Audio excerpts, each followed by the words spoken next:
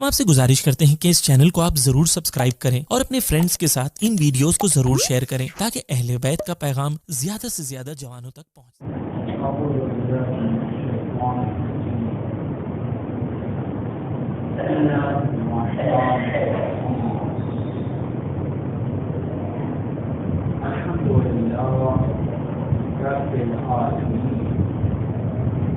والعاقبة للمتقين والجنة للمحسنين والنار للمشركين والكافرين والملحدين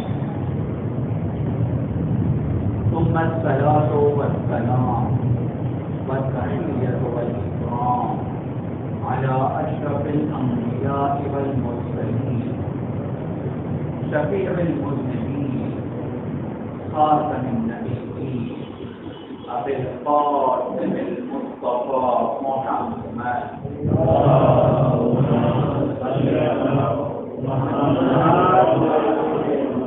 وعلى آل بيته الطيبين الطاهرين المعصومين المغروبين المنتجبين المنتخبين واللعنة الدائمة على أعدائهم أجمعين في يومنا هذا إلى قيام يوم الدين.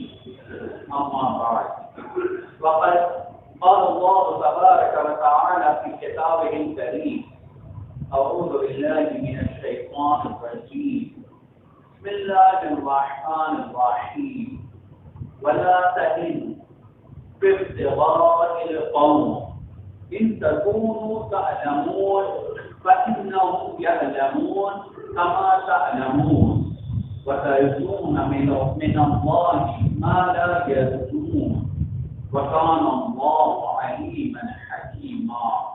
صدق الله العلي العظيم.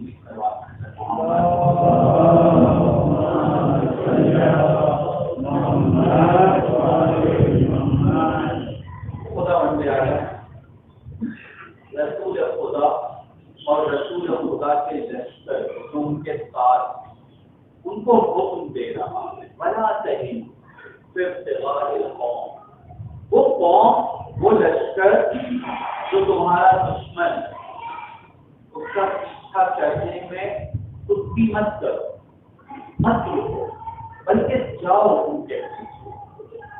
اگر یہ جانے میں تم کو مشکل پیش آتی ہے، درد ہوتا ہے، سختی ہے، تم کو بھی مشکل ہے، دونوں مشکل میں ہیں، وہ بھی مشکل میں ہے، تم بھی مشکل میں ہو، لیکن وَتَرْجُونَ مِنَ اللَّهِ مَا لَا يَرْجُونَ، لیکن جہاں ایک طرف مشکل ہے، جہاں ایک طرف سختی ہے، کچھ پازیٹیو پوائنٹس تم میں ایسے پائے جاتے ہیں، کچھ اسٹرینتھ، کچھ نکات قوت تمہارے اندر ایسے ہیں جو ان کے پاس نہیں ہے،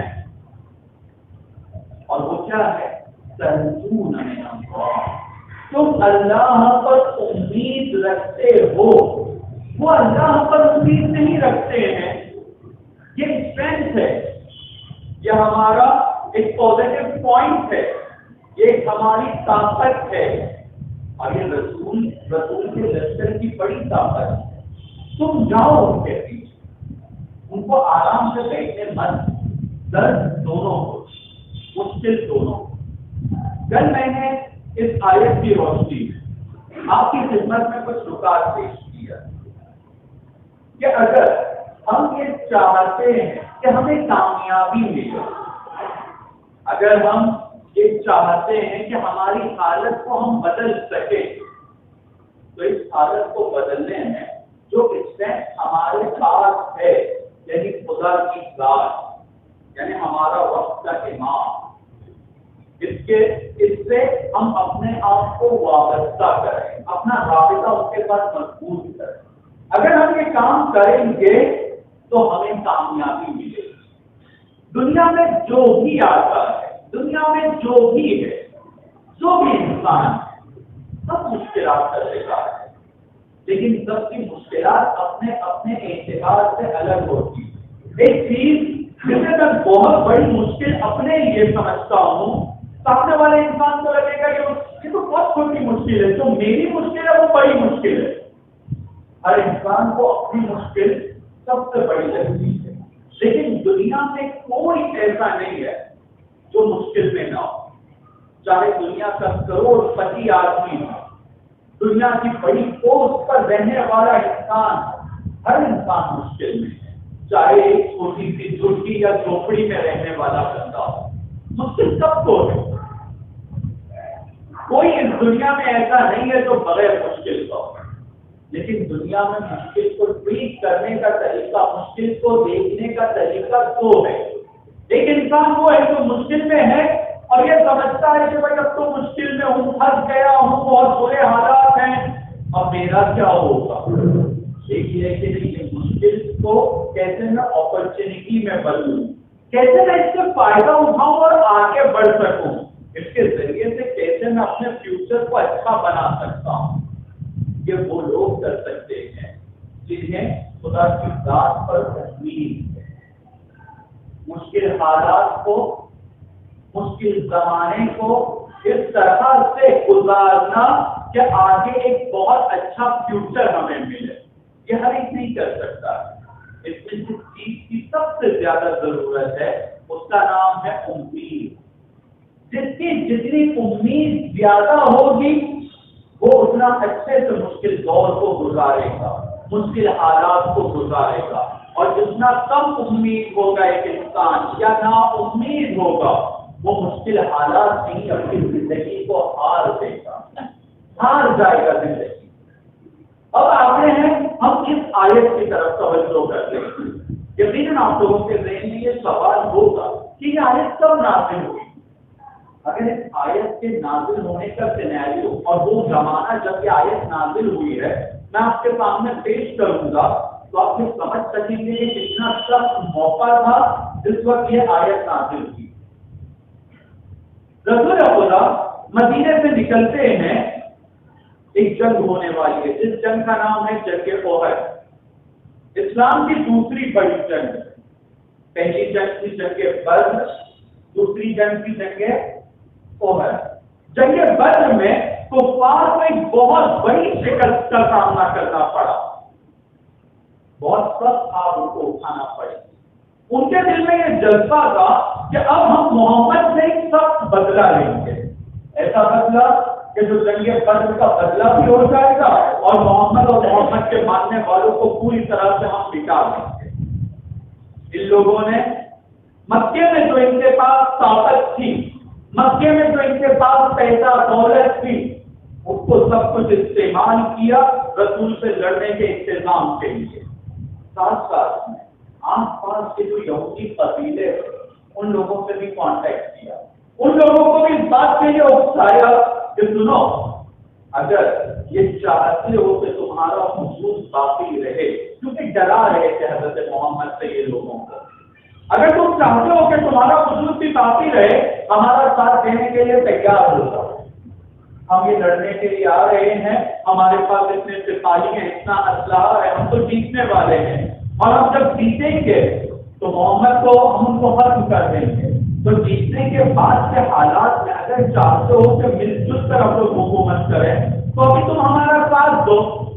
یہودیوں کو بھی وہ کیلکولیشن سمجھ میں آ گیا حساب کے ساتھ کہ ہاں ابھی جس طرح کے حالات ہیں محمد بہت کمزور ہیں, اور اس کے مقابلے میں یہ جو لشکر تیار کیا جا رہا ہے یہ لشکر محمد کے لشکر کے مقابلے میں بہت مضبوط ہے, آگے بچنے والے نہیں ہیں. تو بہتر ہے کہ جو سائڈ جیتنے والی ہے ہم اس کے ساتھ ہو جاتے ہیں. اور سب لوگوں نے مل کر ایک بڑا لشکر تیار کر کے مدینے کی طرف مدینے کی طرف آنے لگے. رسول خدا نے اپنے ساتھیوں سے مشورہ کیا کیسے لڑنا ہے اور کیا کرنا ہے. نتیجہ یہ ہوا کہ رسول خدا نے مقام احد پہ جا کر ان لوگوں کو روک دیا. مقام احد ایک پہاڑ ہے, پہاڑی علاقہ ہے, وہاں پر جا کر روک دیا. رسول نے اپنے لشکر میں 50 لوگوں کو اس بات کی ذمہ داری دی ہے کہ تم پہاڑ کے اس کونے سے مت ہٹنا, کیونکہ ایک ایسی جگہ ہے کہ بھاگا ہوا لشکر واپس یہاں سے پلٹ سکتا ہے. میں بہت شورٹ میں آپ کے سامنے بیان کر رہا ہوں. پہاڑ کے ایک جگہ پر کھڑا کیا 50 لوگوں کو, یہ کہہ کر کہ وہاں سے مت ہٹنا, کیونکہ یہ لشکر اگر بھاگے گا مار کر تو ممکن ہے واپس یہاں پر پلٹے. یہ لوگوں نے بھی کہا کہ سمعن وطاعۃ، جو آپ کہیں گے ہم اس پر عمل کریں گے۔ پہاڑ کی اس جگہ پر یہ لوگ کھڑے ہو گئے۔ کچھ دیر کے بعد جنگ شروع ہوتی ہے۔ جنگ میں مولا علی کا کردار اس طرح کا تھا کہ یہ جو کفار مکہ بہت زیادہ تیاری کے ساتھ آئے تھے، پہلے ہی حملے میں انہوں نے اپنی ہار کو مان لیا اور بھاگنے لگے، بھاگ گئے، میدان میں بہت کچھ چھوڑ کر نکل گئے۔ مسلمان بہت خوش ہو گئے کہ اب تو ہم جیت گئے، ہم کامیاب ہو گئے۔ اور چونکہ وہ بہت تیاری سے آئے تھے، اسلحہ لے کر آئے تھے، فوجی اور سپاہی اور اس کے ساتھ میں بہت ساری سواریوں کو لے کر آئے تھے، تو بہت سارے لوگ گرفتار ہوئے اور بہت سارے ان کے گھوڑے اور اونٹ اور ان کا جو سامان تھا وہ مسلمانوں کے قبضے میں آ گیا۔ یہ مسلمانوں کی جنگ میں ایک بہت بڑی کامیابی کی صورت میں دیکھا جانے لگا کہ اب تک کے جو ہم کو کامیابی ملی ہے یہ سب سے بڑی کامیابی ہے۔ اور وہ لوگ جو پہاڑ پر کھڑے تھے وہ نیچے دیکھ رہے تھے کہ بھائی بہت سارے اونٹ، سواریاں، گھوڑے، یہ سب تو جو نیچے ہیں وہ آپس میں بانٹ رہے ہیں۔ ہم اگر یہاں کھڑے رہیں گے تو ہم کو کچھ بھی نہیں ملے گا۔ ان میں سے کچھ لوگ غنیمت کی لالچ انہوں نے اس جگہ کو چھوڑا۔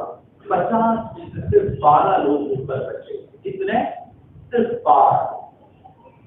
اور دیکھتے ہی ابو سفیان نے دور سے دیکھا کہ اس جگہ پر 12 ہی لوگ کھڑے ہیں، بہت کم لوگ کھڑے ہیں، تو اپنے ہاری ہوئی فوج کو کہتا ہے کہ سنو ایک چانس اور لیتے ہیں، ایک اور موقع۔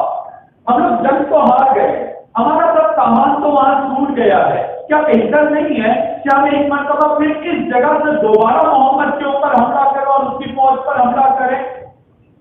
لوگوں کو بھی سمجھ میں آیا کہ جب اب ہمارے پاس کچھ بچا نہیں ہے تو وہ تو تھوڑا بہت اس کو حاصل کرنے کے لیے دوبارہ حملہ کرنے میں کیا مشکل ہے، چلو حملہ کرتے ہیں۔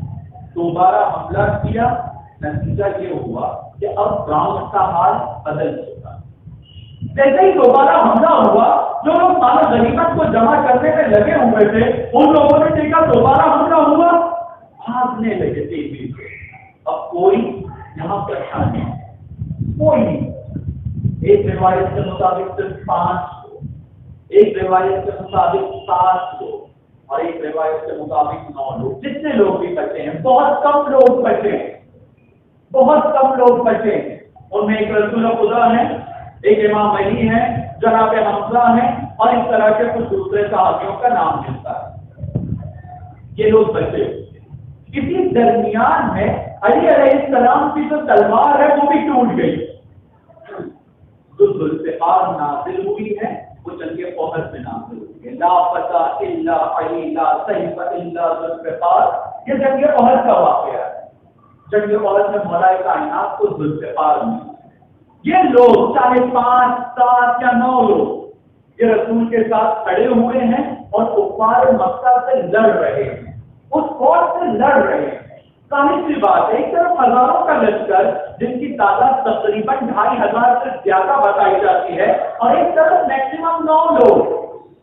آپ سوچ سکتے ہیں کس طرح کی یہ جنگ ہے، 9 لوگ اور 2500 کا لشکر۔ لیکن علی علیہ السلام کہتے ہیں کہ رسول خدا کا حضور ہمارے درمیان میں ہمیں طاقت عطا کر رہا تھا اور میں رسول کو دیکھتا جاتا تھا، طاقت حاصل کرتا جاتا تھا، ساتھ ساتھ میں کفار مکہ سے میں لڑ رہا تھا۔ ایک وقت ایسا آتا ہے کہ جس وقت کفار مکہ کو یہ محسوس ہوا کہ یار یہ 9 لوگ تو بچے ہیں، لیکن ان 9 لوگوں سے مقابلہ کرنے کی ہمیں کوئی نئی اسٹریٹجی بنانا ہوگا۔ اگر اس طرح سے ہم لڑنے کے لیے یہاں کھڑے رہیں گے، علی ہے، جناب حمزہ ہے، خود رسول خدا نے اس میدان میں جنگ کی تھی۔ اسی جنگ میں رسول خدا کے دانت بھی شہید ہوئے تھے اور اس جنگ میں رسول خدا کو بہت زیادہ زخم بھی لگے تھے، اور رسول خدا بھی جنگ کر رہے تھے۔ کہ ان لوگوں سے جیتنے کے لیے ہم لوگوں کو ایک نئی اسٹریٹجی بنانا ہوگا، اور نئی اسٹریٹجی بنانے کے لیے ہمیں کچھ وقت کی ضرورت ہے، کچھ فرصت کی ضرورت ہے۔ جنگ کے بیچ میں ہم لوگ اپنی اسٹریٹجی نہیں بنا سکتے، اگر بنا بھی لیں تو اپلائی کرنا آسان نہیں ہے۔ ایک کام کرتے ہیں کہ ہم تھوڑا یہاں سے دور جاتے ہیں، دور جانے کے بعد پلان کرتے ہیں اور یہ باقی بچے ہوئے لوگوں کے اوپر مل کر حملہ کریں گے۔ یہ ایک سائڈ ہے کہ جہاں کفار مکہ رسول خدا سے تھوڑا دور جانے کا پلان کرتے ہیں، اس سوچ میں کہ ہم دوبارہ پلٹ کر حملہ کریں گے. لیکن دوسری طرف وہ لوگ جو ابھی اس میدان عہد سے بھاگے تھے ان میں سے کچھ لوگ مدینہ پہنچ گئے. اور مدینہ میں آپ لوگ جانتے ہیں کہ یہودیوں کی ایک بہت بڑی آبادی, یہودی بھی بہت زیادہ خوش. اچھا تم لوگ ساتھ کیا آئے ہو؟ کفار مکہ کامیاب ہو گئے, جیت گئے. محمد کے ساتھ کتنے لوگ بچے؟ 5 لوگ, 7 لوگ یا 9 لوگ بچے, زیادہ نہیں بچے ہیں. یہاں مدینے والے بھی یہ سوچ رہے ہیں کہ بہت جلدی ابھی یہ کفار مکہ محمد کا کام تمام کریں گے. محمد کا کام تمام کر کے یہ مدینے کی طرف آئیں گے. جب یہ مدینے کی طرف آئیں گے تو ہم سب مل کر یہ جو مسلمانوں کی چھوٹی سی آبادی ہے ان کو پوری طرح سے ختم کر دیں گے. اب سوچ سکتے ہیں کہ کتنا سخت ماحول. ایک طرف کفار مکہ ہے جو دوبارہ حملہ کرنا چاہتے ہیں, ایک طرف منافقین ہے اور ایک طرف یہودی ہے مدینے کے اندر. تو اس خوشی میں بیٹھے ہوئے ہیں کہ بس اب محمد کا کام اور مسلمانوں کا کام ختم ہو گیا. کیا وہ لوگ غلط سوچ رہے تھے؟ آن گراؤنڈ اگر دیکھا جائے تو بالکل صحیح کیلکولیشن کا. 9 لوگوں کے لشکر میں چھوٹا سا لشکر ہے 9 لوگوں کا, اور ایک طرف کتنے لوگ ہیں 2,500 سے زیادہ, اور دوسری طرف مدینے میں یہودی بھی ہیں منافقین بھی.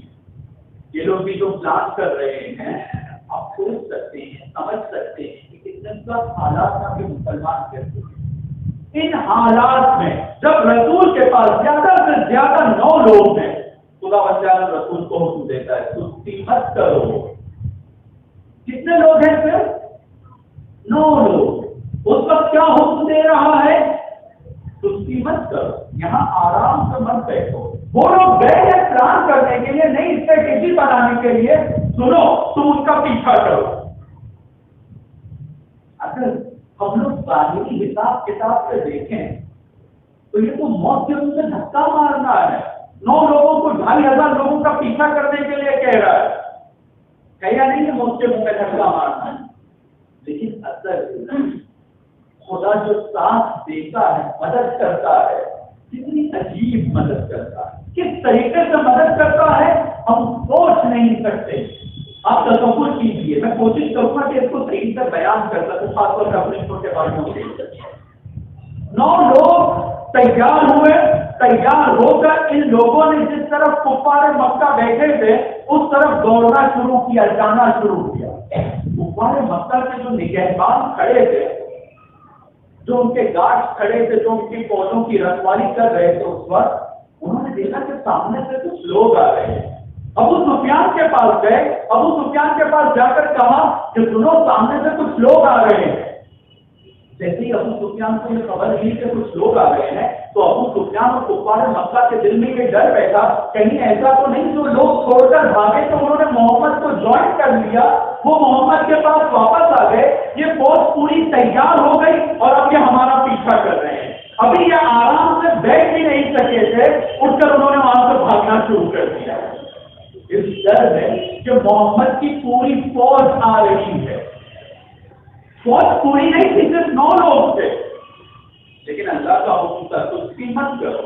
یہ بہت ڈرپوک لوگ ہیں, یہ دور سے جب تم کو دیکھیں گے کہ تم آ رہے ہو یہ وہاں نہیں کرتے, یہ بھاگ جائیں گے, کیونکہ ان کو خدا پر امید نہیں ہے, یہ خدا کو مانتے ہی نہیں ہے, ان کو اپنی جان سے زیادہ محبت ہے. بس تو یہ جان بچانے کے چکر میں بھاگے. نتیجہ کیا ہوا؟ یہ لوگ بھاگ گئے, بہت دور بھاگ گئے, بہت پیچھا کیا گیا, نتیجے میں یہ بہت دور تک کے بھاگ گئے. اور یہ بھاگے تو کیسے بھاگے؟ جب ایک انسان اس حالت میں بھاگتا ہے تو پہلے نہیں اٹھائے گا, سامان نہیں اٹھائے گا, بلکہ اس کے لیے امپورٹنٹ کیا ہے؟ اپنی جان بچانا ہے. تو سامان چھوڑ کے بھاگتے. بیوقوف ہوگا وہ انسان اس حالت میں, اپنا سامان بھی اٹھا کرتا ہوں. اس نے کہا کہ سامان اپنی جگہ پڑا ہے, اپنی جان بچانا بھی ضروری ہے. سب بھاگ, ایک طرف کفار مکہ بھاگ گئے اور ان کی ایک طرح سے شکست ہوئی اور وہ نکل گئے. لیکن دوسری طرف اب آپ تصور کیجئے مدینے کا ماحول کیا بن رہا تھا. مدینے میں یہ تھا کہ یہودی یہ سوچ رہے تھے کہ اب یہ کفار مکہ آئیں گے, ہم اور منافقین مل کر یہاں جتنے مسلمان آباد ہیں ایک ایک کر کے ان کا کام تمام کر دیں گے. بہت خوش فہمی میں آرام سے ریلیکس ہو کر بیٹھے تھے, اور ایک طرح سے بہت ہی ان میں پختہ تھا اس بات کو لے کر کہ بس اب ہم لوگوں کے تو وہ دن جو بہت عزت والے ان کے حساب سے شان و شوکت والے اب ہمارے پلٹ کر آنے والے. تھوڑی دیر میں دیکھا کہ دور سے کچھ لوگ آ رہے ہیں. ان لوگوں نے سوچا کہ وہی لوگ آ رہے ہیں جن کا ہم لوگ انتظار کر رہے ہیں.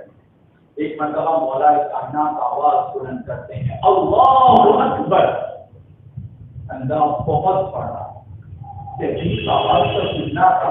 اب تصور کیجیے کہ وہ لوگ جو کتنے پلان کر کے بیٹھے ہوئے تھے, کتنا لمبا لمبا سوچ کر بیٹھے ہوئے تھے, ان کے دل پر کیا گزری ہو, کیا ہو گیا. 9 لوگوں نے کفار مکہ کو ہرا کے بھیج دیا, بتا دیا دونوں کتنے طاقتور ہیں, کتنے طاقتور ہیں. ان کے مقابلے میں تو ہم کھڑے نہیں ہو سکتے.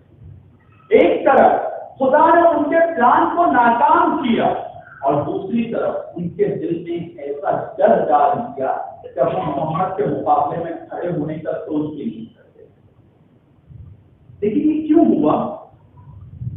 کیوں ہوا؟ صرف 9 لوگوں کو جب حکم دیا گیا کہ تم سستی مت کرنا, تم ہاتھ پر ہاتھ رکھ کر مت بیٹھنا, تو یہ 9 لوگوں نے پلٹ کر یہ نہیں کہا خدایا ہم لوگ 9 ہی لوگ تو ہیں, خدایا یہ 9 لوگوں میں بھی میرے دانت زخمی ہو گئے ہیں, فلانی زخمی ہم کا شہید ہو گئے ہیں. یہ لوگوں نے بہانہ نہیں کیا. یہ لوگوں نے جواب میں کیا کیا؟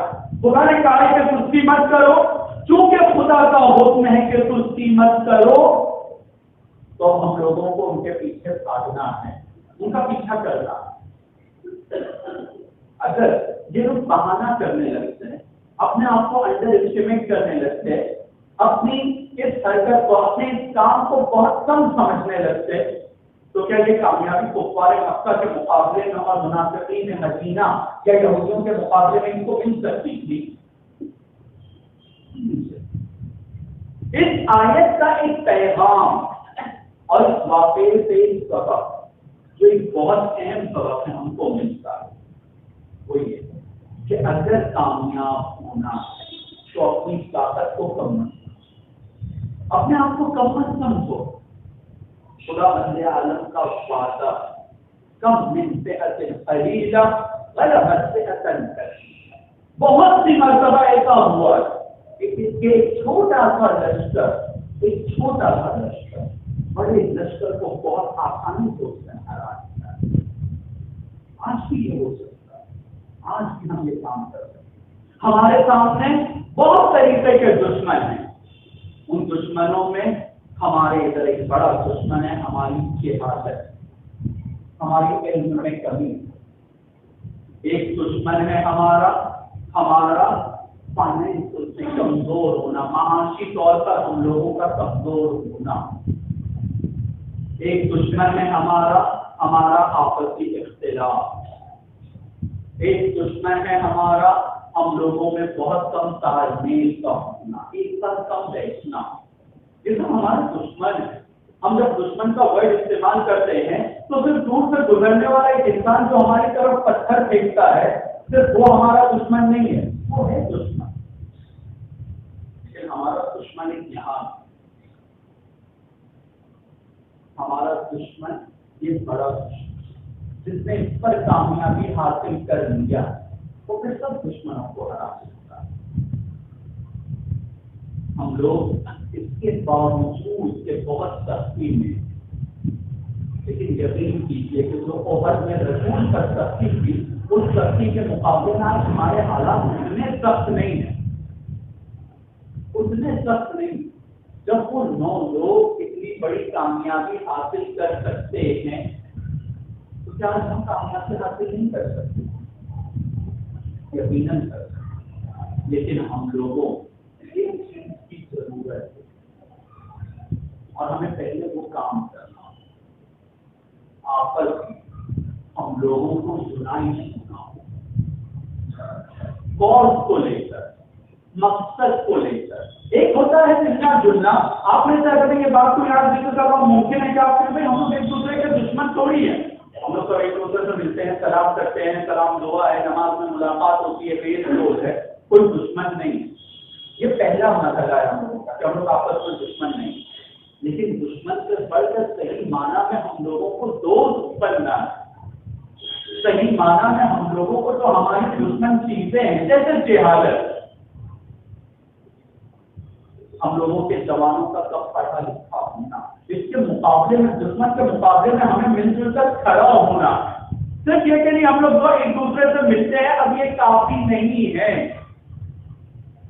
یہ امید میں کہ نہیں ہم لوگ تو ایک دوسرے سے کوئی دشمن تھوڑی، صرف یہ سوچ کر ایک جگہ بیٹھے رہنا اب یہ کافی نہیں ہے، بلکہ دشمن کے مقابلے میں مل کر ایکشن کی طرف جانا ہے، دشمن کا پیچھا کرنا ہے، اس کو اپنی سوسائٹی، کمیونٹی، اپنے شہر، اپنے ملک سے ہمیں باہر نکالنا ہے، جہالت کا اس وقت تک کے پیچھا کرنا ہے جب تک کہ ہم میں سب کوئی پڑھے لکھے نہ ہو جائے، اور پڑھے لکھے سے ایک بار اس بات کو بھی کلیئر کر دوں، 10ویں 12ویں 15ویں پاس پڑھا لکھا ہونا یہ کافی نہیں ہے۔ ہم لوگ بہت خوش ہو جاتے ہیں، کوئی گریجویشن لیتا ہے، میں گریجویٹ ہوں، میں نے گریجویشن کمپلیٹ کر لیا، یہ کافی نہیں ہے، یہ پڑھائی لکھائی نہیں ہے، اس حد تک کہ جو پڑھائی لکھائی ہوتی ہے وہ صرف رٹا مارا جاتا ہے، جو دوسروں نے لکھا ہے وہ ہم پڑھتے ہیں۔ جب ہم بات کر رہے ہیں پڑھے لکھے ہونے کی، یعنی ایسا پڑھا لکھا ہم کو بننا ہے کہ آنے والی 2 یا 3 جنریشن کے بعد ہمارے بچوں کی لکھی ہوئی کتابیں دنیا میں پڑھائی جائے، ہمیں وہاں تک جانا، ہمیں دوسروں کی لکھی ہوئی کتابیں کب تک، ہمیں علم کے ذریعہ بہانا، ہمیں آگے بڑھنا۔ اکونومی میں اگر سب سے اچھی کوئی کتاب لکھنے والا ہو وہ ہمارا ہو، پالیٹکس میں کوئی اچھی کتاب ہو وہ ہماری کتاب ہو، ہیلتھ کیئر میں اور میڈیکل میں کوئی کتاب ہو ہمارا بچہ لکھے، کیوں نہیں ہو سکتا یہ ہو سکتا، لیکن یہ ہونے کے لیے ہم لوگوں کو مل کر دشمن کے مقابلے میں کھڑے ہیں۔ یہ سننے میں بہت اچھی بات ہے، ایک بہت اچھی بات ہے، نہ ہوگا جوانوں کو اور بزرگوں کو آپس میں ایک دوسرے سے ملنا ہوگا۔ جب خدا یہ کہہ رہا ہے کہ سستی مت کرو، سستی مت کرو، ہاتھ پر ہاتھ رکھ کر مت بیٹھو، قوم کے لیے، مسلمانوں کے لیے اور انسانوں کے لیے کچھ کرو۔ اس دنیا میں بہت سے لوگ ہیں جو آئے اور گئے، لیکن بہت کم لوگ ہیں جن کا ذکر کافی ہے کہ ان لوگوں نے کچھ اچھا کام کیا۔ ہم لوگ بھی ویسے ہو سکتے ہیں کہ جو آئے اور چلے جائیں، لیکن ہم دوسرے ٹائپ کے بھی بن سکتے ہیں کہ ہمارے جانے کے بعد لوگ یہ کہیں کہ اگر آج یہاں کے حالات میں کچھ اچھا دکھ رہا ہے تو اس مرحوم کا بہت بڑا کردار ہے۔ یہ اس لیے ہمیں نہیں کرنا ہے کہ ہمیں اپنا ذکر کافی رکھنا ہے، بلکہ اس لیے کرنا ہے تاکہ ہمیں اپنی آخرت کو سدھارنا ہے۔ آخرت صرف توجہ کیجیے گا، میں اس بات کی طرف اشارہ کر رہا ہوں اور خاص دقت کیجیے گا کہ آخرت صرف مسجد میں آ کر نماز پڑھنے سے نہیں سدھرے۔ اگر صرف نماز پڑھنے سے سدھرتی تو امام حسین کو جو شہید کرنے کے لیے کربلا میں آئے تو اس میں بہت سارے لوگ تھے جو نماز شب پڑھتے تھے، ظاہری طور پہ صرف قرآن پڑھنے سے نہیں سدھرتی ہے، ورنہ حافظ قرآن سے تو امام حسین کو شہید کرنے آئے یا نہیں تھے۔ ہم کو نماز بھی پڑھنا ہے، ہم کو قرآن بھی پڑھنا ہے، ہمیں اس فیلڈ میں بھی بہت آگے ہونا ہے، لیکن ہم لوگوں کو سماج میں کچھ کام بھی کرنا ہے، ہم سب کو کام کرنا ہے، لیکن یہ کام کرنے کے لیے پہلے ہم لوگوں کو مضبوط ہونا ہے۔ اس غلط فہمی کو ذہن سے نکال کر خاص طور پر اپنے نوجوان بھائیوں کو یہ سوچنا کہ نوجوانوں کے لیے ابھی عمر ہے پڑھنے کی، پڑھنے، جوانوں کی عمر ہے اچھا سے کمانے کی، اپنے بزنس کو اسٹیبلش کرنے کی اور مضبوط کرنے کی، اور ایک اس طرح سے اپنے بزنس اور اپنی پڑھائی کو آگے بڑھائیں کہ کل قوم کے لیے بڑا کام کر سکیں۔ ایسا نہ ہو کہ ایک جوان جوانی میں ایکٹیوسٹ ہو جائے اور کہے کہ مجھے اب کام دھندا اور پڑھائی تک چھوڑ دینا ہے، مجھے قوم کے لیے کچھ کرنا ہے۔ ممکن ہے کہ چھوٹی موٹی اگربتی یا شمع یہ چلا سکے، لیکن جتنا زمانہ گزرتا جائے گا اس کو اس بات کا احساس ہوتا جائے گا اے کاش پورا پڑھ کر کام کرتا تو زیادہ فائدہ مند ہوتا، تھوڑا کماتا مضبوط ہوتا اور کام کرتا تو زیادہ فائدے مند ہوگا۔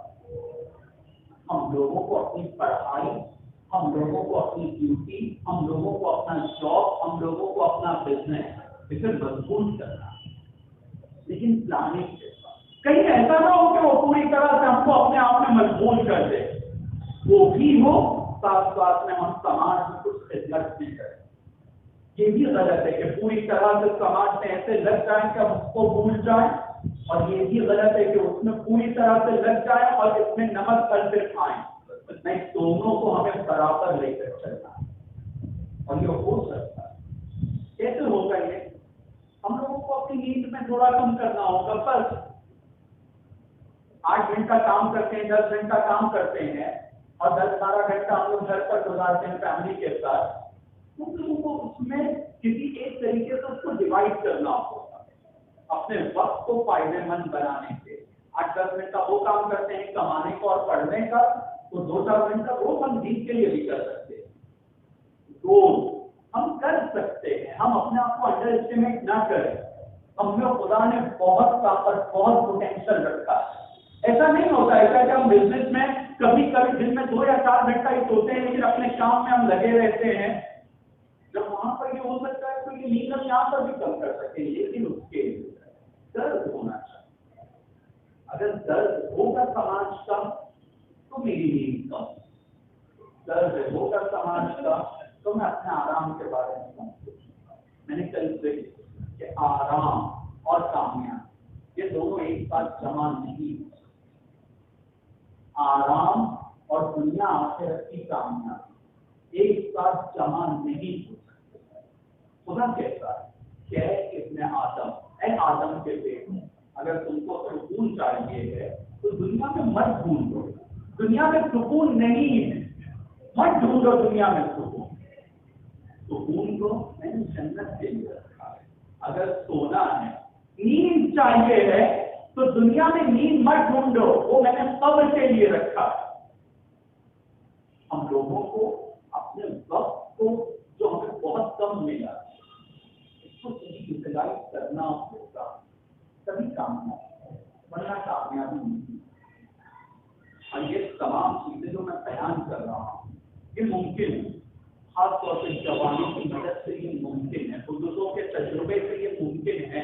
بزرگ بتائیں اپنے جوانوں کو کہ اپنے آپ کو مضبوط کرنا، خاص طور پر پڑھائی لکھائی ہے، یہ کتنا اہم ہے، کتنا اہم۔ اگر کوئی اس لائن میں آگے بڑھے گا تو یقیناً آگے قوم کے لیے بہت فائدہ ہے۔ اور اس چیز کو ہمارے معصومین اپنے بیانات میں بھی سمجھایا ہے، ساتھ ساتھ میں ہمارے معصومین نے اپنے عمل سے اس بات کو سمجھایا ہے۔ معصومین کے عمل کو دیکھیں کہ اگر ان کا مقصد بڑا ہوتا ہے تو بڑا مقصد ان کا تھا، اس بڑے مقصد کے لیے ان لوگوں نے آرام کو کبھی قبول نہیں کیا ہے۔ آرام نام کی چیز نہیں ملتی زندگی، اس طرح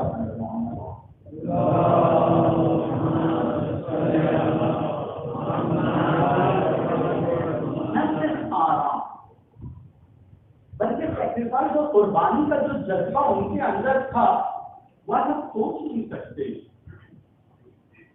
ہم لوگ لیکن ہم لوگ جب سنتے ہیں تو سننا صرف سننے کے لیے نہیں ہے بلکہ اس کو اپنی زندگی میں اپلائی کرنے کے لیے۔ آپ تصور کیجیے تاریخ کے اس واقعے کو جس وقت امام حسین کو یہ پتہ چلتا ہے کہ معاویہ واقع جہنم،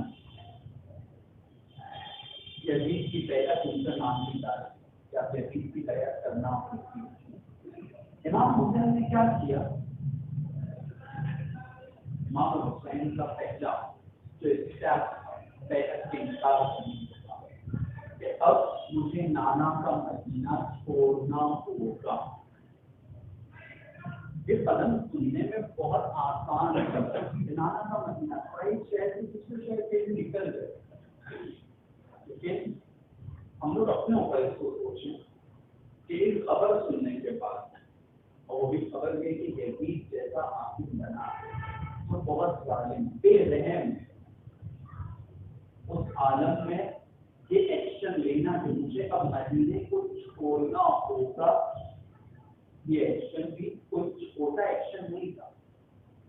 حسین اگر چاہتے تو مدینے میں رہتے، وہاں سے کوئی کام اپنا شروع کرتے، لیکن پہلا ڈیسیژن یہ لیا کہ مجھے اب مدینہ چھوڑنا ہوگا. اور وہ کیسے چھوڑنا ہوگا مجھے مدینہ؟ اپنے پورے خاندان کے ساتھ، پورے خاندان کے ساتھ.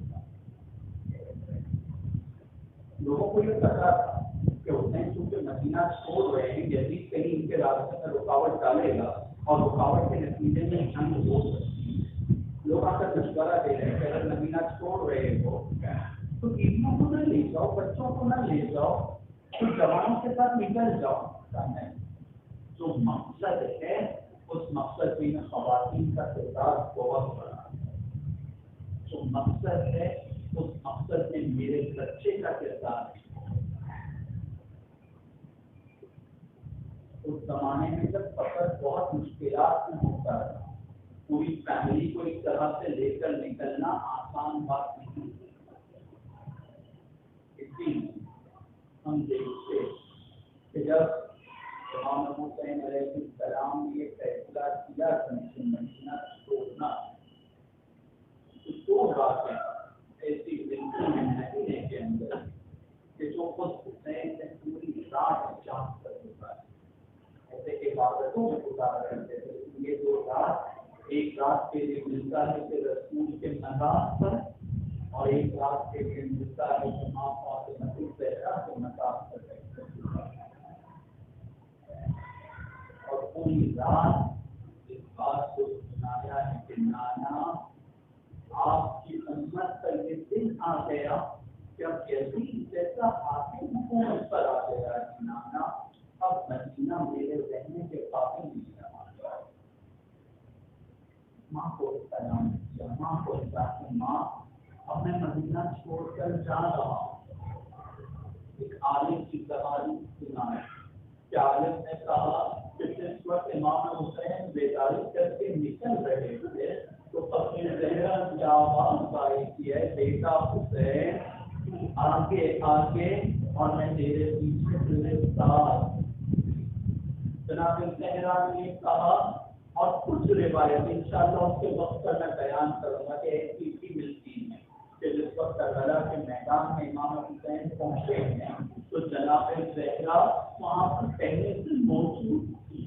اس کے وقت تک ان سے ہوگا، لیکن اس وقت امام حسین نے یہ فیصلہ کیا ہے کہ اب ہمیں مدینے سے نکلنا ہے. تو آپ کو پتا ہے کہ جس طرح کی تیاری ہو رہی تھی، رات کے اندھیرے میں بیویوں کو حکم دیا گیا ہے، بیویوں سے درخواست کی گئی ہے کہ اپنی اماریوں کی طرف آنا، اور ایک ایک بیوی کو اماری میں بٹھایا جا رہا تھا.